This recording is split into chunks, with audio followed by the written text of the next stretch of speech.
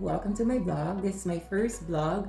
I have a guest today I would like to share with you, and this is very special. Um, this is a long overdue blog actually. I was motivated by all of my friends, my family that surrounded me. They've been pushing me since 4 years ago, but the time is not meeting up with my schedules and everything. But today, I really wanted to do this as a special first episode. let's call it. Now let me welcome my mama. Come here, join me. She's the one asking me to do video blog actually. Why am I not doing it since she knows that I'm very good with it. Anyway, okay ma. So, ba't ka umiiyak? Ang drama. Okay, so, you asked me na gawin natin itong vlog na to. Okay, Yes. speaking Tagalog. You asked me to do this blog, the blogging thing. Why? In the first, that's my first question. Why are you pushing me to do this? Kasi matalino ka eh. Marami kang mapapasaya. Pero sa aming magkakapatid, hindi ako ang pinakakulela. Lahat sila matalino, ako ang hindi. Alam mo yan. Mas matalino ka para sa akin. Kasi Huwag kayo magkumpara talaga. Hindi, wala ko kinuha. They have all their talents, their own talents. Pero sa nakita ko, iba ka eh. You know, Kakaiba talaga ako ito. Oo. We are all different, di ba? Yes, We have I different know talents, naman, pero different skills. All of us, all your children, all your grandchildren, and all yes, your I know siblings them also. also na yeah. iba't iba naman ang talent talaga ng tao. Tao. Na minsan hindi nakikita sa personalidad o sa tingin mo. Deep inside, you will know it pag nakasama mo na yung mga tao. I'm very thankful you achieved that. Akala ko ako na pinakamatalino sa pamilya natin. Hindi pala. May mas ipinanganak ako Ikaw talaga. na pinakamahirap ng anak ko. Pero lumabas na matalino pa sa akin. Teka lang, ano daw pinakamahirap? Baka marami nagtatanong. Anong pinakamahirap? Ba't anong Kasi hugot mo doon? Bumagsak yung negosyo ko. Pinanganak mo ako? Nagbuntis ako, bumagsak ang negosyo ko. Tapos, wala talaga kaming pampadala sa ospital o mga anak ako. Mm. And then, I'm very thankful na may kapitbahay akong midwife. And may Maring Cora na siya talaga ang nakita ko very big Mare, very big. Ang puti-puti. Daig pa yung araw. Akala ko anak araw ka, grabe, ang puti. At ang laki, malusog na malusog talaga. I saw my photos, Tapos, I remember. Nakita kong ilong niya, doon lang ako nadismaya kasi My nakadyo. God. Pero nung lumaki, nagpatangos ka ba ng ilong? My God. Hindi pala, hinilot-hilot lang. Sabi mo, hilutin ko na hilutin. Hindi ginawa ko. Grabe, ang Okay. ganda habang lumalaki ka. Ah. Nakita ko ang ganda ng batang ito kasi pinakamaputi ka sa lahat. Ang puti mo, walang halong, kumbaga, Hindi mapula. hindi mapula, unlike Joy. Mm. Ang pinakamaitim nga sa inyong tatlo sa inyong lahat si Reggie. Si kuya talaga. Si Reggie talaga pinakamaitim. Tsaka sa lahat. nagba-basketball kasi yun. So, Tapos si Baby, mas maputi ka sa kanya. ako nga pinakamaputi sa lahat. Mm. Pero sabi nila, nagpagluta daw ako. Tapos nagla-lotion daw ako. Hindi. Sabi nila yun, ma. Hindi ka nga naglo-lotion. Correct. Sa akin, wala ka That's a lotion. fact. If you know me, hindi talaga ako Wala nagla-lotion. kang ginagawa. Yan yung kinagagalit ng mga friends ko na working and owners of aesthetic clinic because I never use lotion or even sunscreen. I don't like it. Yes.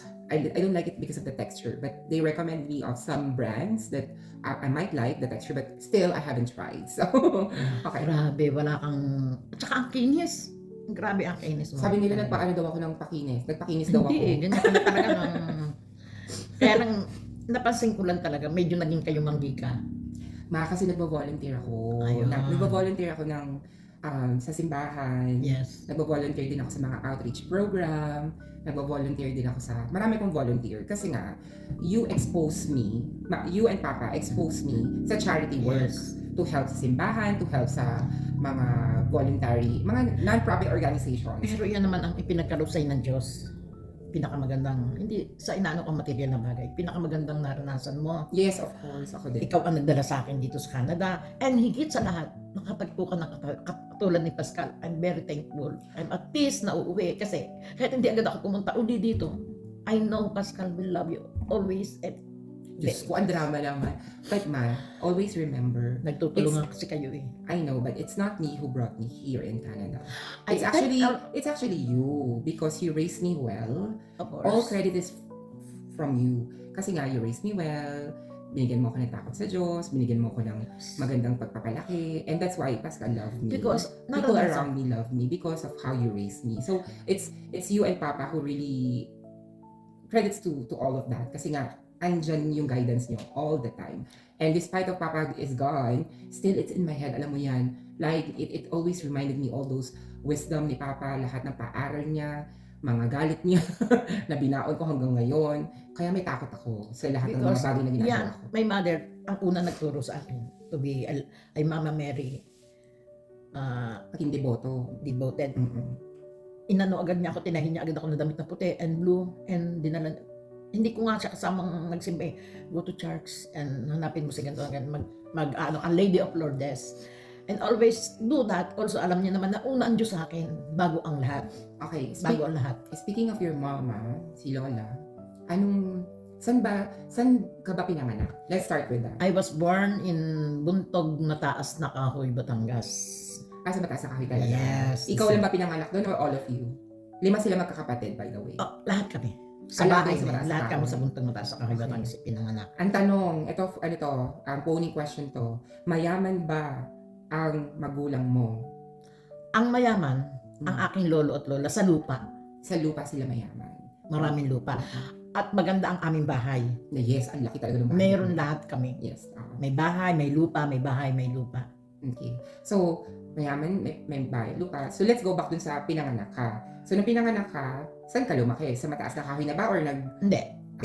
Lumaki ako sa mataas na kahoy, grade 1, since birth, until grade first year high school. Okay. Then, I transferred to Fernando Urbis, where my father resides at near Fernando and Sico, Lipa City. Mm-mm. And then, after 2 years, may negosyo sila sa Orani, Bataan, pabalik-balik. Isinama na kami doon. And I graduated high school in Orani, Bataan, Jose Rizal Institute. Ba't And kayo then, nila sa Bataan? kasi may lupa sila doon. Yun nga yung 9.5 hectares na sila Huwag mo na magkakapatid. sabihin yung detalye.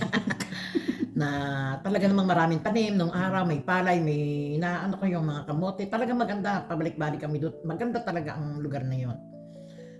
At naging masaya naman. Nakabili ng bahay doon. And then, nung mag-asawa ko, doon pa rin kami kinasal sa Orani, Bataan. Pero walang ninong at ninang. Only the one who appreciate the wedding. Officiate The your chief wedding. of police, not the pastor, not basta the chief of police na ikinasal kami. And then we reside at Ba't ka kinasal ka agad dahil buntis ka o? No, hindi pa niya ako nagagalaw, ano? Sorry. Okay. Ba't kinasal ka agad? Hindi ko alam sa kanya eh. Siya naman ang may gusto talaga eh. Pero in 3 months, June, May nakilala ko, June ang ligaw, July, sinagot ko, August, tanan. So parang Nagtanan kami. nagtanan kayo. Okay, so iba na, Nagtanan, pero doon lang naman kami parang hindi nga niya mahawakan sa panonood ng sine. Talagang takot ako kasi. so kasi parang natakot tayo, sa sa'yo pala Diyos. ako nagmana. Oo, Kasi si Pascal, din, 1 month din niya ako naligawan. After that, sinagot ko siya. And then after that, 5 months later, nag-propose siya sa akin ng kasal. So ganun din pala. Yes, in 4 months, nagkaasawa agad ako na, ang pangarap ko talaga, gwapo, tisoy, nasunod naman binigay ni Lord sa akin. Ako hindi lang nasunod yung age kasi gusto ko mas matanda sa akin. Pero parang, in head, matanda naman, mature naman si mature si Pascal. Pascal. Kaya So, it's natutuwa good. ako. Yeah, Thank mature siya sa you, akin. thank you Pascal. So let's go back Especially with to your Papa. family. Teka lang, let's go back with Papa.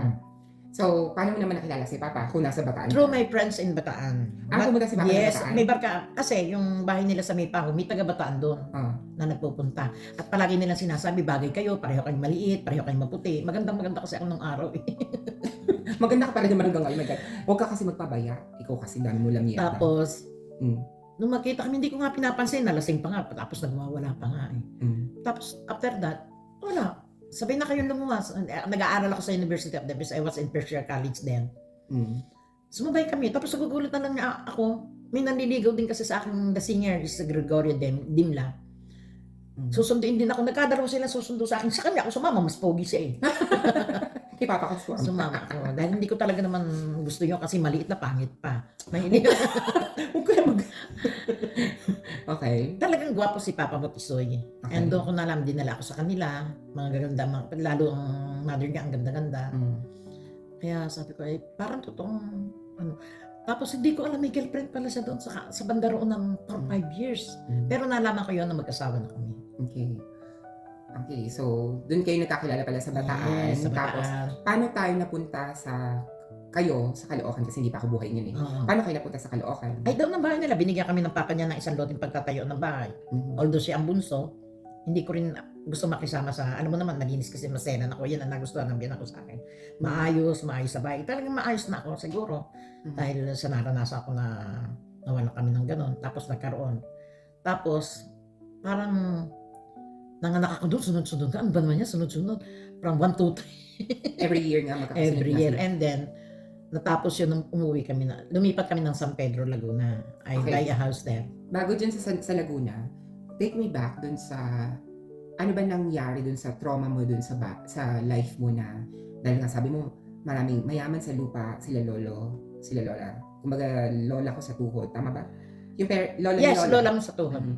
So, ano ba nangyari doon? Bakit, kasi gusto namin maintindihan, gusto ko, ako din, which is, alam ko naman yung story, but for our viewers, gusto ko maintindihan, bakit ang dami mong investment sa lupa, sa bahay, ang dami mong bahay, bakit? Of course, kasi nung lumipat kami ng Bataan, nandun pa yung bahay na yon. And hindi ko na nakita yung aking lolo. Pero isa siya sa one of the richest clan in Mataas na Kahoy. Okay. Namatay siya ng maaga, natatanda ko masipag siyang magnegosyo ng saging, nahulog sa truck. Anong Karaan, Andres Karaan. There you go. And ang may lola is Amanda Matanggihan. Okay.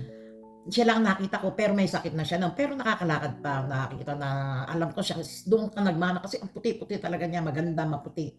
And alam mo naman ang clan ng Matanggihan, magaganda. And then, nung nawala nga kami doon sa Mataas na Kahoy, dinala nga kami ng tatay ko sa Bataan. Doon na, hanggang doon na nag-form na, nakabili ng mga nawala lahat yun kasi. Kaya ako, Bakit nawala? Paano nawala? pangit man sabihin, pero in sugal. Sa sugal. Hindi naman pangit sabihin. Walang Kasi- hanap buhay na. Kasi nung panahon nyo, yung ka-teenager days mo, noong time na yun, ang sugal ang number one. Yes. Parang pastime, yun din yung pambayad, Oo. yun din yung Totoo mga yun, pambayad. totoo Yun yung yun. di ba dati? Kasi ayaw na niya magtrabaho sa bukid. O pinag-aaral siya. Hindi niya rin tinapos kasi nakapag-asawa nga. Tapos, yun parang nagka-teamwork sila ng inay. Parehong mahilig sa ganon. Ako, wala akong mina ng ganon. Wala rin akong mina ng... So that's Bulak sa- why you Yes, work kaya I prefer hard. to. You work hard. Kung saan ako makarating, gusto ko may property ako. I know. Gusto ko. And you did. And I did. Mm-mm. Kaya lang, natupad. Kasi una nga, nung panahon namin ni Papa mo, palagi kami sa Mother of Perpetual sa Baclaran, St. Jude, natanda ako. At minsan nag-aaway kami nung naging busy na ako, na-work ako sa Philippine Air Force, sa Villamor Air Base. Pag linggo, sa halip na magsimba ako, ang nangyayari, trabaho sa bahay. Gusto ko magaganda, bakit ang bahay ko? Naging mahilig talaga ako sa pagpupunta. Kaya talagang lahat ng maling kinuha ko, nakita ko sa magulang ko, wala akong kinuha. That's good. And inaccept Binago ko ang buhay ko. Kumbaga, ang kinuha mo lang yung mga Yung good. maganda. Oo, that's very good. Oo, That's what I did. yung maganda. That's what I did actually sa life ko. Nangyari naman. Nakita niyo ngayon Mm-mm. ang buhay ko. Kahit di niyo ako bigyan, although kayo napakabait sa akin, kaya kong buhayin ang sarili ko. And until 2031, I have an investment. Ay, sorry. Kung wala sabihin din, pagkat naman. Para sa sarili ko. Yun ang inihanda ko. Kasi ayaw ko talaga kayong pahirapan. Dahil ang iniisip ko palagi, gusto ko, mas maligaya ako kung makakapagpunda kayo ng sa inyo lang na wala kayong tutulungan iba. Pero napakabuti mo nga kasi lahat binibigay mo sa akin. Makatagpo ka pa ng katulad ni Pascal Franz na hindi ko akalain. Ay Canadian, foreigner, guwapo, pogi. My God. Lahat Tumigil na. ka. Kung hindi siya ang topic, ikaw ang topic dito. Kahit na, Hindi rin marunong ako ang magluto. topic dito. Kahit na, I know. gusto ko lang sabihin. I know. Kasi It's almost perfect. And thanks God, inuuna niyo ang Diyos. yes. Yun. Yeah. Yun, inuuna Ano niyo. din Yun yung- ay namana mo sa amin. Ni Papa And mo. yun din yung unang nagpatibok din sa akin ng kaya ako ginusto si Pascal. Kasi nga, parang first week namin na lalabas, tinanong niya ako, ang tawag dito, ano daw plano ko ng Sunday. Sabi ko, Sunday, I go to church. Tapos sabi niya sa akin, gusto daw niya sumama sa akin. Hindi pa kami magjowa nito. Sumama siya sa akin. Yun yung isa sa mga sign na hiningi ko kay Lord. Yung tao na gustong sumama sa akin magsimba. Hindi ko rin alam, dahil hindi rin naman ako nagtatanong sa kanya, siya pala laging sumasama sa lola niya magsimba. So, kumbaga, siya din pala hindi siya practitioner, pero believer din siya. Believer. May faith din siya. Meron din siyang sarili niyang communication kay Lord, kumbaga. Yun kasi yung importante sa akin. Yes. Hindi importante sa akin na everyday ka nagsisimba, everyday No. ka nagpe-pray. Not Ang me importante also. sa akin is you have the faith and you have the relationship with the Lord, whatever it is, Yes. and whenever Ganyan it ako. is. So, yun yung importante. Mm.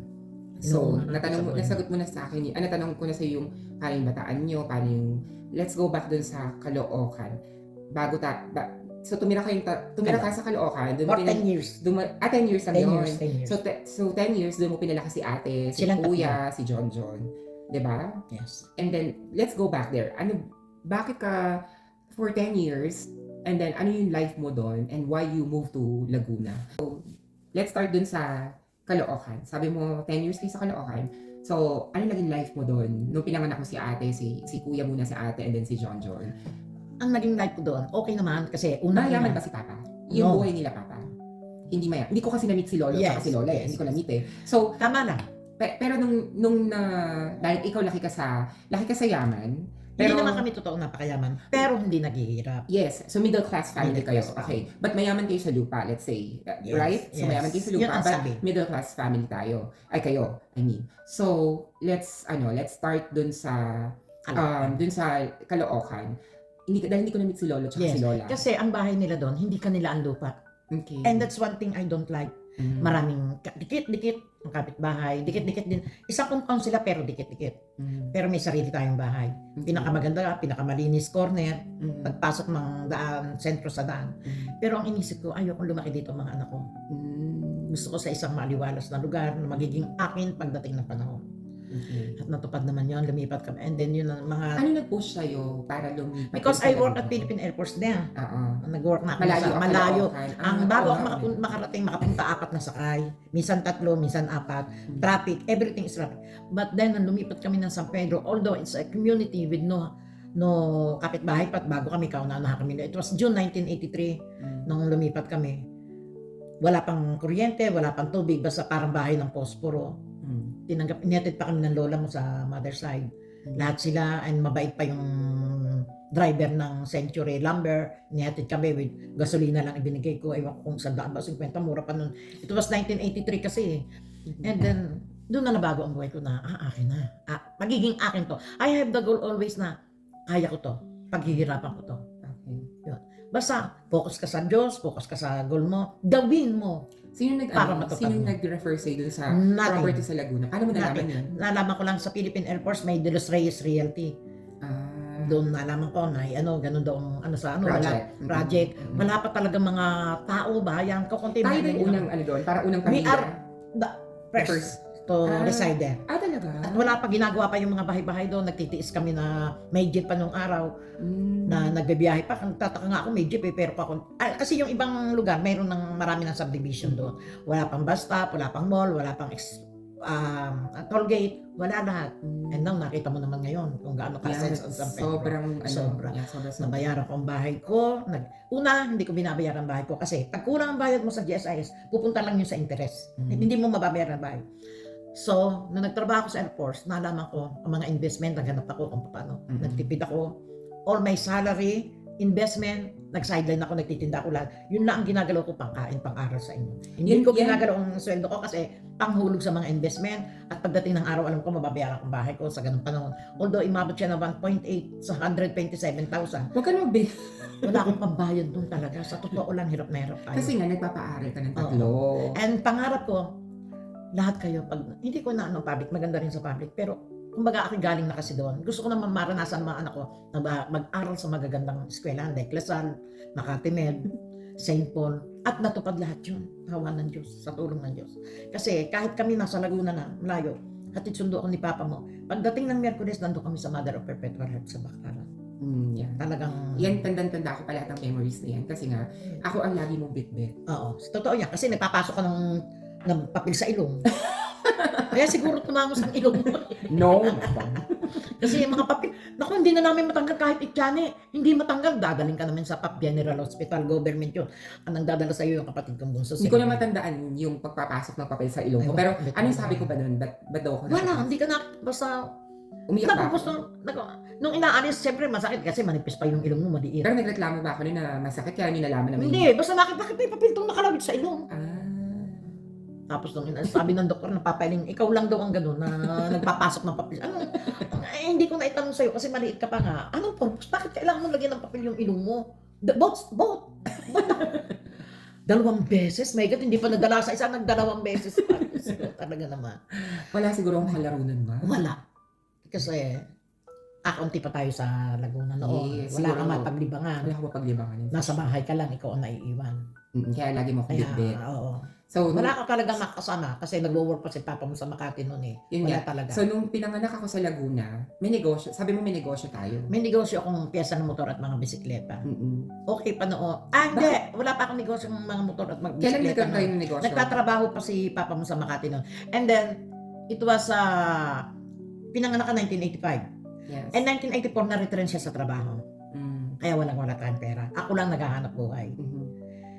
And nung maipanganak kita, siguro doon na nagsimula na 1986, 85 pinanganak kayo. 1 year ka lang noon, naalala ko. Nakabili agad ako ng owner. Yes, Ano yan? sasakyan yun. May sasakyan tayo. And then jeep. Yeah. And then nagnegosyo ako. Sabi ko magnegosyo ako. Marami na akong side doon pero maliliit. And then sa totoo lang, unti-unti rin nagbo-blooming. Kaya nung pinanganak kapatid mong bunso, medyo mayroon na. Kasi nung ipinanganak ka, siguro ko nga ang nagpayaman sa akin talaga. Kasi nung ipinanganak siya, meron na eh. Sa private hospital na siya eh. Yes, tanda ko yan. Sa Muntinlupa kay Yes. Dr. Calibuela. Correct, yes. Private Yun yung pa, ang yun- kwarto ko. No, that time yun yung pinakamahal, diba? Yes, So, at kasama ka nung pumunta doon, Yes. tuwa ka dahil parang ang hindi. Yeah. Sa'yo nagsimula talaga ang pagiging ano ko, unti-unting pagkakaroon. Aywan ko bakit Wala rin meron sa siguro. kung sino pinanganak. Hindi Nasa nga, sa'yo din oo, yan. yes, okay Tumiming sa wala. lang. Pero nag-timing nga, tapos yun nga, siguro dahil ayoko na nga sana mag-anak, binigyan ko. Yung para babae. And that's the time, Dr. Kawilan told me na magpa-ligate ka na at yan ay mali, 5 na pala ang anak mo, sabi niya gano'n. And then they do that, iniligate niya ako. Hindi na ako nanganak. Pero Yes, ito, ano to, owning question din to. Kasi, ang tawag dito, nung pinagbubuntis mo ba ako, anong gusto mo nun? Babae o lalaki? Babae. Kasi lalaki na nga yung bunso. Si John. Babae ang gusto ko. At nakita ko sa papa, hindi masabi sa akin. Sabi ko, anong anak natin? Hindi masabi. Lalaki pa naman. Lalaki. Kaya sabi ko, naku. Kaya mukha akong babae. Hindi pa pala ako nalagay. No, kasi nagkaanak. Pa. Tama, kay Kawilan nga ako nalagay. Yeah, kita ka nga lagi. So, nung sinabi na lalaki ang anak mo, Desperado kami. Kasi gusto namin babae. Babae na, Dahil parang isa huli nga. na. Oo, dahil isa nga ang babae. And then, And then? after 3 years, yun ulit. 3 years lang ba? Hindi ba 4 years? 89 ba si baby? 88.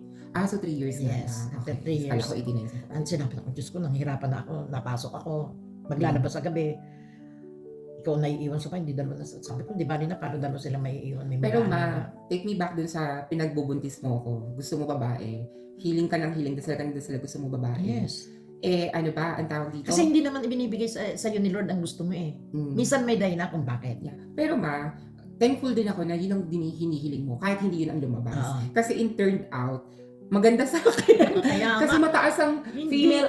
female hormones Yes. ko. Wala akong walang balahibo, Wala akong balahibo. makinis, at napakaputi. Yun nga, sabi ko, Wala akong Siguro- balahibo, wala akong balbas, matlo ko. wala. Diba? Wala lahat. Talagang Kaya babae kaya kasama. sabi ni Papa, ang swerte mo hindi mo ako namana kasi nga. Oo, ano siya, bigotilyo, bigotilyo, balbo, yeah. lahat. Hindi nga. Yeah. So wala akong Ang tanging namana mo lang yung noo. oo. Lahat naman kami niyan. Oo, 4 kayo na nakamana ng noo, isa lang hindi nakamana sa Okay, may laman naman, importante. so yun ang maganda. Hindi ko naman yung mga bugbog ni Papa dito maganda sa ang kamay mo, makinis. Hindi yung Wala kang balik. Wala talaga. Makinis. O, So wala ever ka. since, wala talaga ako. Tapos ang ganda ng kamay mo. Grabe. Ewan ko talagang babae ka sana nagkamali na talaga ng pagka-ukit. At May saka, sumobra na. maliit talaga ang nakita ko. Wala talaga. Sumobra Ayan, talaga. Sumobra. May sumobra lang. Pero masaya ka. Oo, kasi pero hindi ko nakitaan sa'yo na maliit ka na magiging ganyan ka kasi maliit ka pa lang. Gusto ko lang. Malinis ka, oo, andun ako dahil nakikita mo sa akin. Pero hindi ko nakita sa'yo. Pero ang nakikita ko sa'yo, ang barkada mo mga babae. And natutuwa ako dahil, siyempre pag lalaki nga, naiinis ako, naninigarilyo, nag-ano, lahat. Pero ang nakita ko, siyempre, hindi po babae ang mga barkada. Yun. Mas maganda ka pa doon sa barkada mo nga eh. Tumigil ka. Oh my God. Hindi, yung kinis, kasi yung kinis mo maputi yun, nga kasi ano kasi ito. si Papa mong balahibo, kahit sa kamay, kahit sa ano, Yeah. meron. Yeah. Pero wala ka nun, mas makinis pa nga ang balat mo sa akin eh. Samantalang napakaselang ko. Kaya siguro, nakuha mo lahat. And Okay. everything, yung puso, malambot, yung pagiging maasikaso, lahat nakuha mo. Anong naramdaman mo nung, kasi hindi natin ito pinag-usapan eh, Yun lang. yung transition period ko. Anong naramdaman mo? Kasi kami ni Papa nag-usap kami. Kinausap niya ako. Sabi niya, kung yan ang gusto mo, gusto ko lang mangyari. Okay, sasagot. Respeto mo yung sarili mo. Wag daw ako magtarantado. Oo. Wag daw ako magpabaya. Dapat daw may mataas na respeto ko sa sarili ko. Pero ang sabi ko kay Papa, hindi ko to makakalimutan. Alam ko na yung nangyari sa kapatid ko na isa, Oo, si John binugbog. John. Oo. Alam ko na yun. Kaya hindi yun mangyayari sa akin. Yes, hindi Kasi nag-aaral. kumbaga Tama. natuto na ako doon. Natuto na ako, nakita ko lahat, na-experience ko lahat. So ayaw kong gumaya doon. So yun ang sinabi ko kay Papa, hayaan niyo lang ako. Masaya ako sa pinili ko. Ikaw, Ayan. kasi ikaw sa inyo ni Papa, sa viewers namin, si Mama, ayaw niya talaga. Nagalit talaga siya. Na pagalitan niya talaga ako. Magiging ganyan ka ulit, gagaya ka pa Kasi sa I kapatid thought, mo. oh yes, Mm. may like Yun that. yung sinabi niya talaga. Gagaya ka pa sa kapatid mo, ayoko ng ganyan, wag na natin ulitin yan, ganyan. Tapos hindi ko yun nilagay sa puso Binago ko. mo kasi. Sabi ko, supportahan niyo lang ako kasi alam ko yung gusto ko. Yun ang sinabi ko. Simple, plain and simple yung pinapagalitan niya ako. At wala na siyang sinabi after that. And then, Yun nga, ang pagkakaiba nyo kasi, naging ano ka agad sa simbahan. You yes. serve that. Oo. And I'm very thankful to your Papa kasi tuwing mag-share siya, magtotok sa kursilyo at sa prex, lalo sa prex. Kasi ang prex, top 3, pamilya. Mm. Ang palagi niyang sinasabi, nung araw, buti daw hindi nagtanim din ng galit sa kanya yung aming si John John, kasi yes. binubugbog niya, Mm. kasi ganyan, magpakalalaki ka, ganyan. Oo. Pero, si Lord ang bait, binigyan pa ako at talagang babae. Kaya umiiyak siya kasi naalala niya ang pagbubugbog sa anak niya bunso yan eh. Mm-mm. Tapos 10 years eh, di ba? 10 Oo, years 10 ang years age gap gap. namin eh. Yeah. tapos si Lord talaga binigyan pa ako ng isa pa, mas babae pa. Natutuwa naman Kasi ako. nga gusto daw niyo babae, di ba? Oo, sinyer niya talaga yun. Sinyer niya pala. Tuwing may to kami sa Prex, talagang hindi niya umiiyak siya, nagsishare siya. At ibang-iba nga daw talaga. Sa ugali, sa linis, sa kilos, ibang-iba. Kaya tanggap na tanggap niya.